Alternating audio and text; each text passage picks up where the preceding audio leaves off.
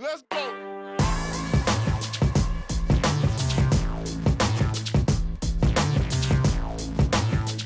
Hello, welcome back everybody to another anime review. I am your host Ahdontron from NerdTots. Today we got another video coming out to you today, suggested by Abe's Monkeo. Again, if I mispronounce your name, my bad, but thank you again for your suggestion. Today we are reviewing the movie The Boy and the Beast. Now, this was a movie that came out in 2015. It's about, I would say, an hour and 19 minutes long, and it's by the same creators of Mirai and Wolf Children. Both movies I've suggested watching before that I've reviewed but previously. Links will be below in the description. Now, quick synopsis of this movie is when a young orphaned boy living on the streets of Shibuya stumbles upon a fantastic world of beasts taken in by a gruff warrior beast looking for an apprentice. Yeah, that pretty much sums it up. So as usual, if you don't want any spoilers, look into the description or check below to the time skip to our spoiler-free review. Otherwise, stick around for our recap. So we start off our film with an opening narrative dialogue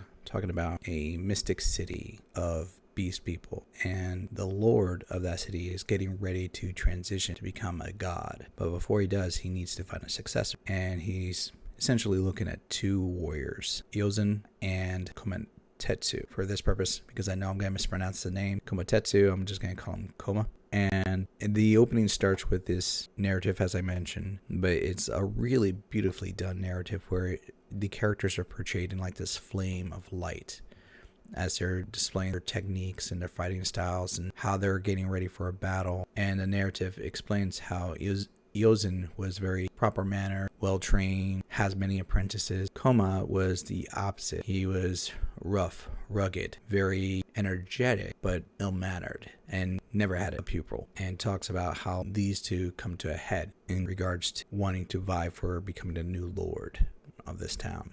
We cut from there to the streets of Shibuya, and we see this little boy who's standing in the middle of the crowd, and he's trying to avoid cops because the cops are pretty much taking up any kids in the middle of the night who look like they may be runaways. Not for any nefarious reasons, but just so that they can get them back home. And you see this boy his name is Ren. We find out that he is a runaway. His parents were divorced. His mother had an accident, and instead of going with his father, the family that was on his mother's side wanted to take him in, but they were kind of cold and callous. He wanted to go with his father, but none of them shared with him that they weren't disclosing to his father what had happened. So he ran away. And you could tell he has a lot of resentment and anger towards this. He meets this little creature that he thinks is a mouse. Looks like a furry dumpling with a face. And you see in a short bit that he's struggling, trying to be on his own. And he's resenting people. And in a brief scene, he has a fit of rage. And before he moves off the screen, his shadow stays behind, repeating the same words that he was saying in that moment of rage, where he was like, I hate you, I hate everyone, I hate everything.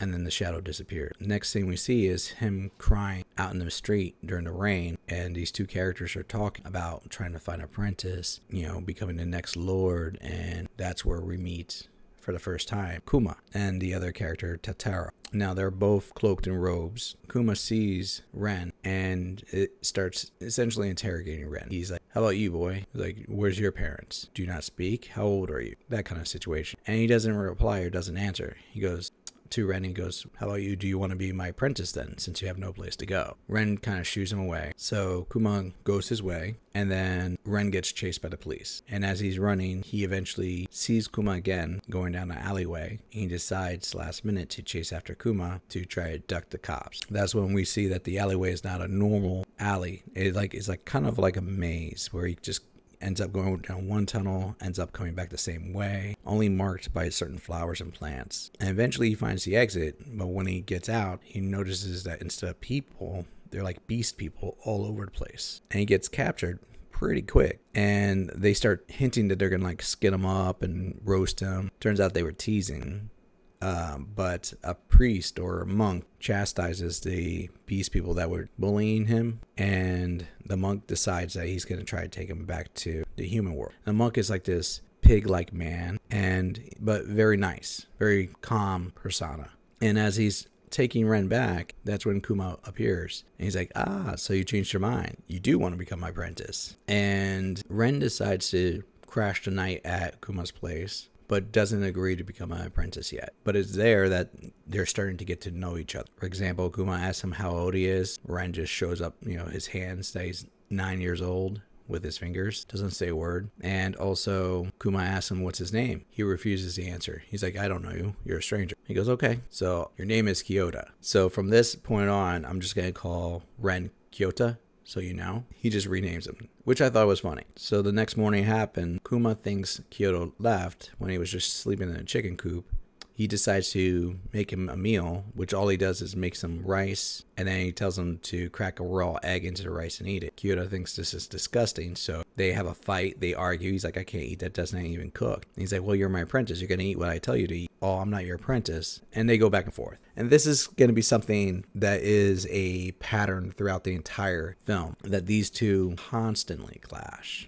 When Kyoto runs out, he runs into other boys in the town, notably two of which is Jiro Maru and Ichiro Hiko, both sons of Aizen. Now, by this point, it's already been established that Aizen and Kuma don't really get along. Not that they're enemies, it's just that they're vying for the same position. And Aizen knows that Kuma has this human boy as an apprentice. He's against it because there's a legend that humans have a darkness in their heart, and the humans coming to their world gives that potential for that darkness to take over, and it can turn them into essentially monsters, where Kuma doesn't care about this. He's like, I got an apprentice. This is what it's all about. They end up fighting, and Kuma does lose. Even though, he did put up a decent fight, he lost. But Kyoto realizes that Kuma is strong. This combined with the fact that he also lost in a fight with Jiro Maru, and then on top of which Ichiro Hiko came in to kind of protect him from Jiro Maru, telling him that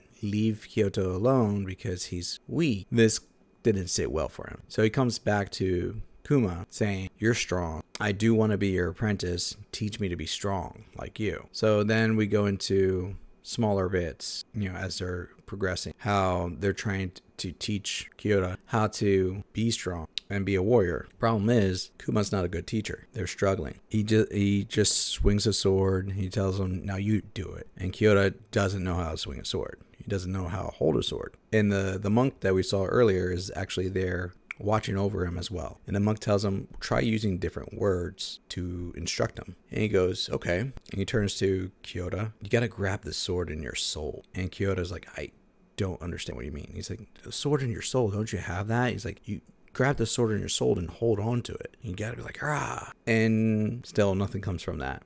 So then it goes into days of them continuing to fight. Kuma will leave, do his own thing, while Kyoto's still back at home, not knowing what to do. He's taking advice from here and there. Like the monk tells him, well, you're the apprentice, so when you're not training, you're supposed to be cleaning, cooking, doing this stuff at the house. And then time presses on a little bit more. He's still not really progressing. They're just like essentially at this point living with each other, but barely training. And then there's a scene where Kyoto's sleeping, and we see like a manifestation of his mother at one point, just briefly. And he hears a voice say something along the lines of, be like your master. Do what he does. So the only thing that he can think of is copy his steps, copy what he sees his master do.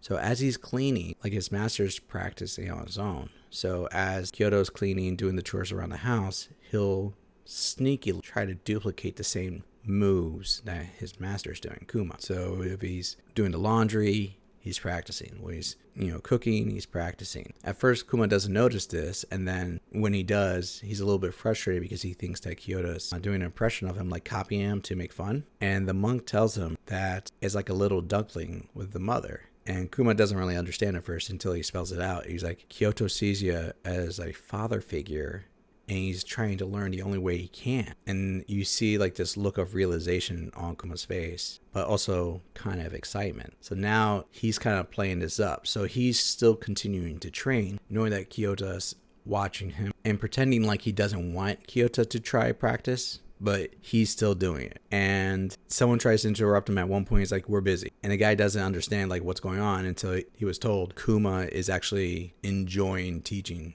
Kyoto. He's like, what? Seriously? And eventually, as time goes by, Kyoto realizes they can predict his own master's movement without seeing them. Now, by this point, I should let you know, I was getting kind of like the feel of...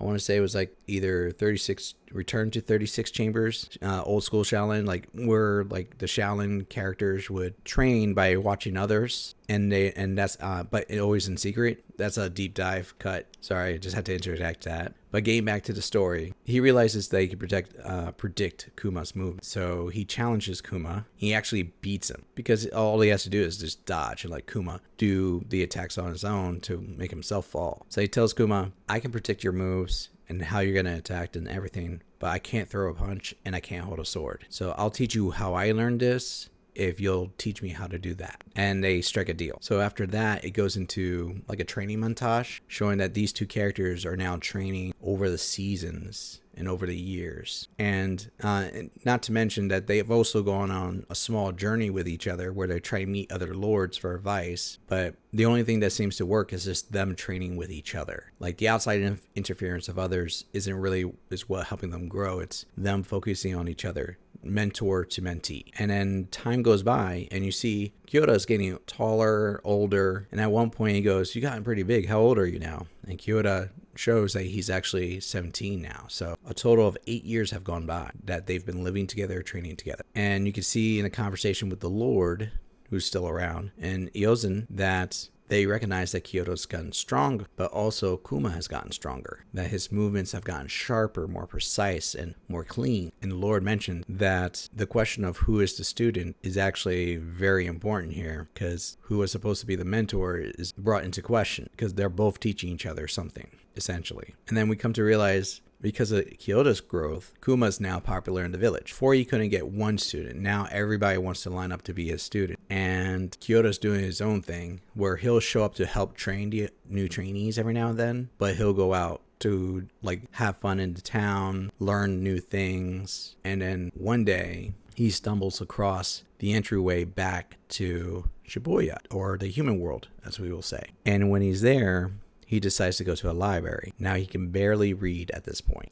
So the first book he picks up is Moby Dick, kind of struggling. And while he's there, he meets this girl, Kaide. Again, if I mispronounced the name, my bad. But this girl was kind enough to kind of like go over some of the words with him. And he notices that she's getting picked on by some of the kids that are there, and he helps her out. Now, from there, they kind of develop a mutual relationship where she's tutoring him, helping him learn. He's learning new things about the human world that he's missed over the last 8 years. And then he'll be coming back to see Kuma and train with him, but there's more and more gaps when he's coming back. And Kuma's noticing this. At one point, Kaide discusses with Kyoto about going to college. Because, again, he's in high school age, but he's never finished middle school or high school, and so she's talking about taking some tests and possibly going to college. And in the process of doing that, he finds out where his biological father is, because he has to fill out a document. They find his registration from there. So he comes to a realization that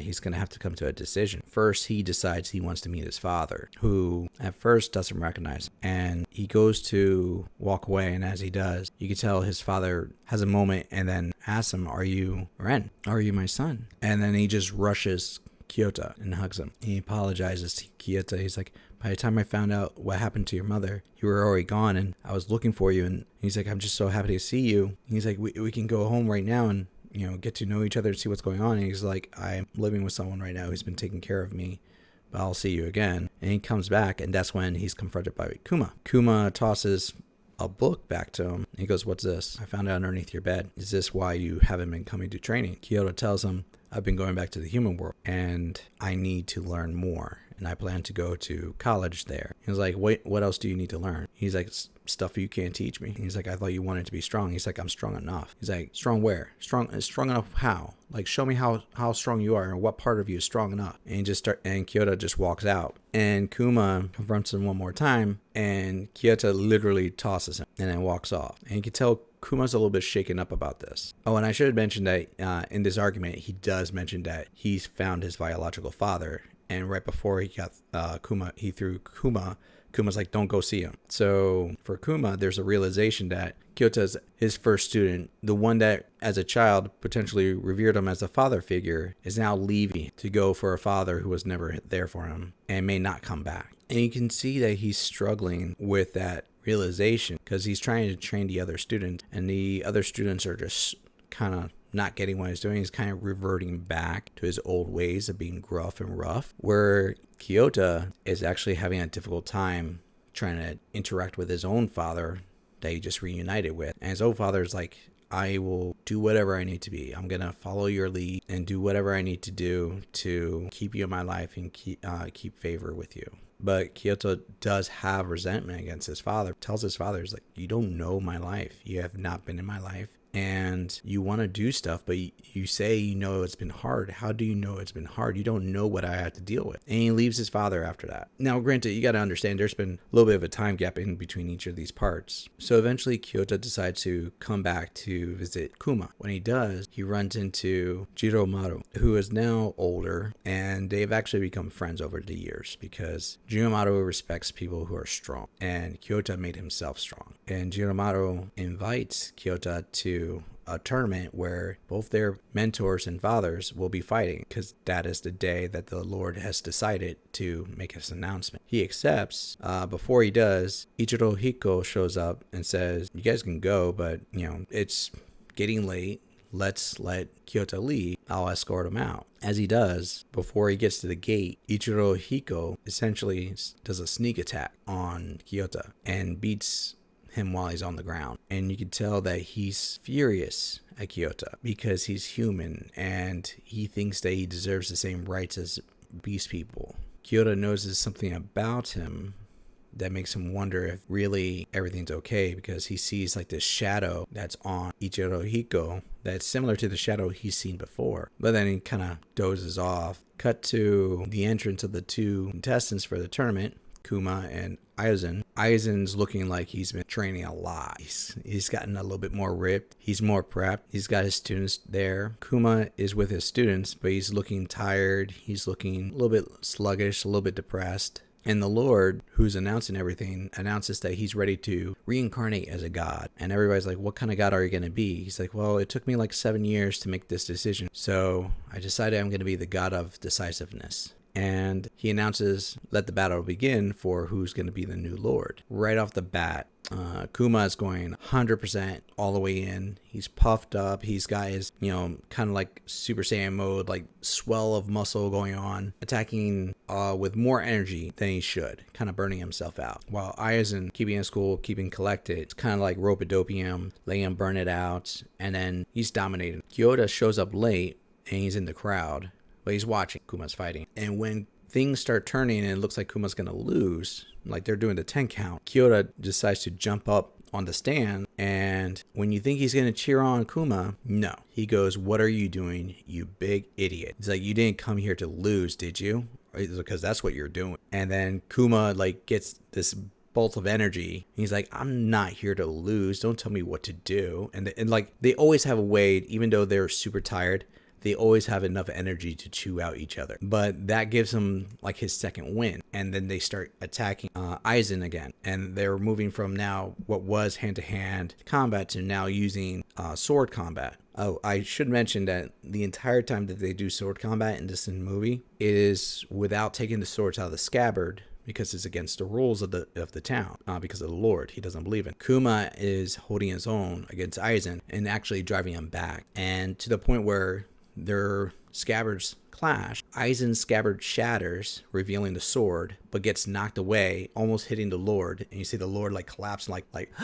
and almost faints. And Aizen gets knocked out with a right hook punch to the face by Kuma, deciding the victory. And it's a clean win. Kuma goes over to Kyoto. They kind of reconvene to each other and make amends. And as they slap hands together, the Lord looks back and he notices the sword is gone. At which point, there's this stabbing sound. And you see just red drops hit the ground. And you see that Kuma has been stabbed in his back by the same sword that was Aizen's. But Aizen didn't do it. It was Ichirohiko, who developed the power of telekinesis. And you can see that the shadow starts forming on his chest, and he's just saying like, it's like these humans' faults, it's Kyota's fault. And he's like, and he yells out to his father, Aizen. He's like, see, father, like with your sword and my telekinesis, you're gonna win. This is your win. And Aizen's like, I lost. Let it go. This is wrong. You shouldn't be doing this. And he goes, no. One more push, that's all we need. And he shoves his sword all the way through Kuma with his power. And that's when we see Kyota's shadow manifest once more. And his sword pulls out using the same power. And that's when we come to the realization that Ichirohiko and Kyota are both human in actuality. And Kyota throws his sword at Ichirohiko, but before it hits, he has a flash of a memory of Kaede and all the others who have helped him. And he stops his sword before it actually hits. And you see Ichirohiko noticing this and realizing he has the same ability, seeing that he's human, just snaps. And his shadow just absorbs him. And his last words are, I hate you, Kyota. I hate you. And he disappears. Now, Kuma's still alive. Kyota wakes up next to Kuma, who's like in the mend, like at a hospital. And he overhears a conversation that turns out Aizen's talking to the Lord. And he tells the Lord, I found Ichirohiko as a baby, an infant, when I was in the human world, and I decided to raise him as my own on that day. I thought I knew the legend, but I thought if I raised him right, that I could, prevent that from happening. And you see like this little flash of memories where as Ichirohiko's growing up, he's asking questions. He's like, how come I don't have tusks like you? How come I don't have a snout like you? Who am I? What am I? And at every stage that he's asking these questions, Aizen, you can tell he's trying to be kind and he loves him, but he's like, oh yeah, these things will grow in. You'll get these eventually. And no matter what, just remember, you're my son. That's all that you are. And that's all that matters. So he never confesses that his son is essentially adopted human. He hid this fact. And Ichirohiko dealt with this loneliness and isolation all his life. And that's what developed that shadow. And the Lord tells him, like, your act of kindness is what drove him to this. Something to compare it to. Think of Loki with Odin, Marvel franchise. That's actually very spot on similarity. But basically, to bring it back, is that the Lord tells him, you brought this on, the darkness has consumed him, and the only way to save him is either he has to pass on, or B, the darkness has to be taken out of him, and there's no way to do that really. Kyota decides he's going to be the one to save Ichirohiko, so he decides to go back to the human world, despite everybody trying to stop him. First of all, they think that he wants to do it for revenge, and he's like, no. He's like, I just know it's the right thing to do. He's someone like me who's lost. So he goes back to the human world with his sword, runs into Kaede to give her his book of Moby Dick, and then we find out that actually Ichirohiko has been following Kyota this entire time. He's been tracking him. And he gets ready and he starts attacking him even though they're in the busy streets of Shibuya. Kaede doesn't want to leave Kyoto's side, so now he's trying to run protection on Kaede. They drop the book of Moby Dick and they're on the run. Ichirohiko picks up the book and you see him, he reads it just briefly. He goes, a whale, huh? Drops the book, and next thing you know is you see like this giant shadow of a whale swimming across the streets. And then every now and then the whale will burst out from the shadow and just destroy stuff on its way tracking Kyota. Kyota decides to take it to another location where there's no people around. And the only plan he comes up with is that he's going to try to absorb the darkness that's in Ichirohiko to purge him of it. But in order to get rid of the darkness, he plans to kill himself too. At this point, Kuma wakes up, still injured, and he realizes what's going on, that Kyota went back to try to fight Ichirohiko, but on his own. And he's too weak to go directly himself to Kyota. So he goes to the Lord and he pleads to the Lord for the opportunity to reincarnate, because now he's the new Lord in line. Now, the importance of this is when they reincarnate, they can become whatever they want, like a god or whatever kind of representation. But then they have certain abilities and skills to that. But they can't reincarnate at any given time. They have to be ready. Like there's a moment of opportunity.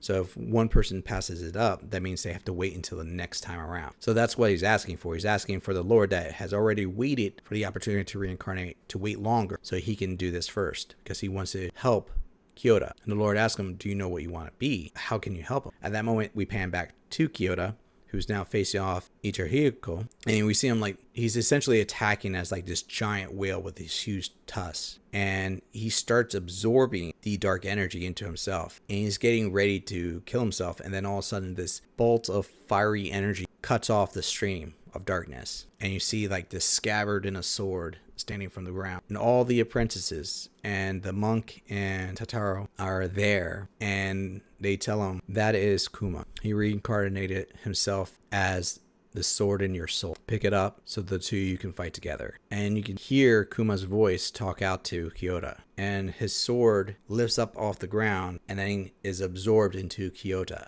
His chest, glowing from the energy of it, fluctuates with his voice from Kuma. So Kuma's telling him, be patient, watch your enemy, learn his moves. And as he's realizing that every time the whale's about to attack, Ichihiko shows up briefly. So they time their attack for one single move. And then they strike together. And you can see as they're moving to strike and they're drawing the sword, it's like the energy sword is being drawn as Kyoto's drawing his real sword. And their faces are switching back and forth between each other. And then the whale is struck and disperses. So after defeating Ichihiko, we see that Ichihiko wakes up in bed at the palace in the Beast Kingdom with his brother and his father and mother, the adoptive family that is, sitting by the bed, and he doesn't remember anything that happened after it or before the tournament. Like he just forgot everything up until getting to the tournament, basically. But everybody's just there waiting, and they've been by his side the entire time. Kyoto, on the other hand, is in the human world, and he's sitting looking at the city, and he's talking to Kuma, and they're basically going back and forth, talking about there's a lot to do, they have a long life ahead, and Kuma's like, well, I would expect so, and I'll be there with you the entire time, watch by your side. And essentially, that's it for the film. It kind of cuts off there, and it goes into some quick scenes where it shows the Kyoto character still interacting with his father. They're going to school and so forth, and they recap some of the highlight scenes during the credits on top of that too. But essentially, that's the movie. Now that we got the recap out of the way, let's talk about the review of this film. Animation style, I would say spot on. Very entertaining animation. The character designs were great. I love how they used the computer graphics designs for some of the characters. Wasn't overused in my opinion.